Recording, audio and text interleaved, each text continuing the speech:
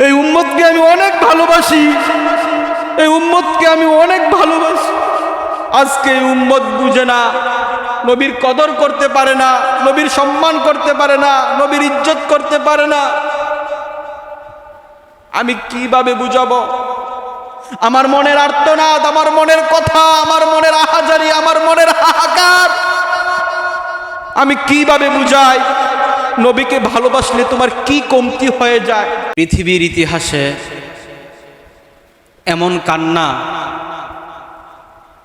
কখনো কোনো মানুষ কারো জন্য করে নাই। তিনি তো নবী হয়েও কান্না করেছেন। যার জন্য পৃথিবী সৃষ্টি হয়েছে তিনি কান্না করেছেন। হায় হায়, তিনি রাজনীতিবিদ হয়েও কান্না করেছিলেন,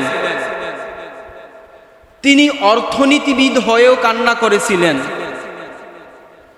যিনি আরবের নেতা হওয়ার পরেও কান্না করেছিলেন, যিনি আরশে আজমে গিয়েও কান্না করেছিলেন, যিনি মেরাজে গিয়েও কান্না করেছিলেন, যিনি তায়েফের ময়দানে, উহুদের ময়দানে, খায়েবের ময়দানে কান্না করেছেন, যিনি ডাক্তার হয়ে, বৈজ্ঞানিক হয়ে, দার্শনিক হয়ে, কবিরাজ হয়েও কান্না করেছেন, যিনার জন্য আসমান, চন্দ্র, সূর্য, ফেরেশতা, নক্ষত্র, গ্রহ সমস্ত কিছু জিনার জন্য, জিনার চেহারা মোবারকের দিকে তাকিয়ে থাকতেন, উনি কান্না করেছেন।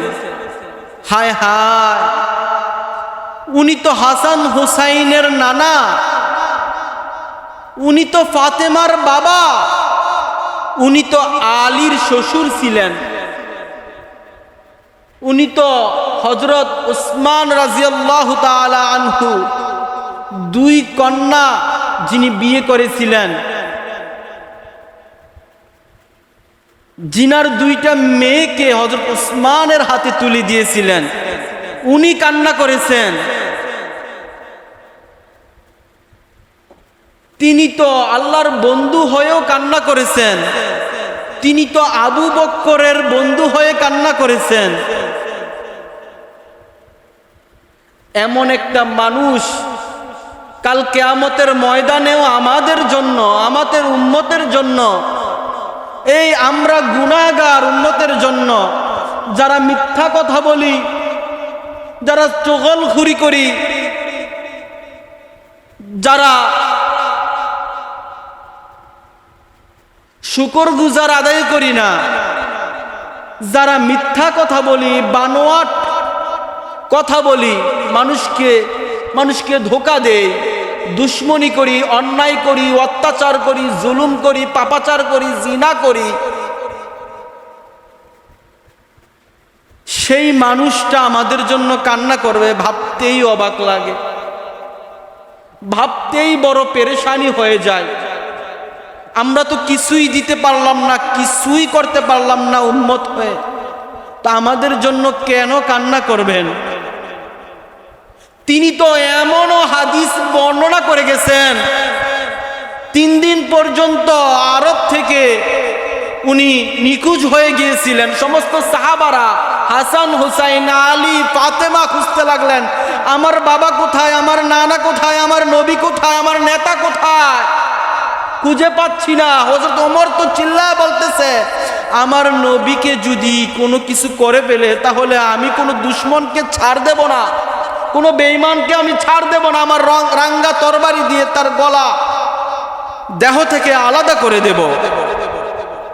এক এক করে আমার নবীকে খুঁজতে লাগলেন। খুঁজতে খুঁজতে ওই পাহাড়ের মধ্যে গিয়ে দেখেন আমার নবী সেজদায় মাথাটা, কপালটা জমিনের মধ্যে লুটাইয়া দিছে। আবু বকর যায়, মাথা উঠায় না, আলী যায়, ওমর যায়, সাহাবারা যায়, হাসান হুসাইন যায়, কারো কথায় মাথা উঠায় না। ফাতেমা গেলেন, ফাতেমা গিয়ে বললেন, হে আমার পিতা, ও নবী, ও আমার আব্বাজান, আপনার উম্মতের জন্য হাসান হুসাইনকে কুরবান করে দিলাম। এবার তো আপনি মাথা উঠান। যখন শুনলেন হাসান হুসাইনকে পর্যন্ত এই উম্মতের জন্য কুরবান করে দিয়েছে, তো আমার নবী মাথা উঠায় বলতেছে, এই উম্মতকে আমি অনেক ভালোবাসি।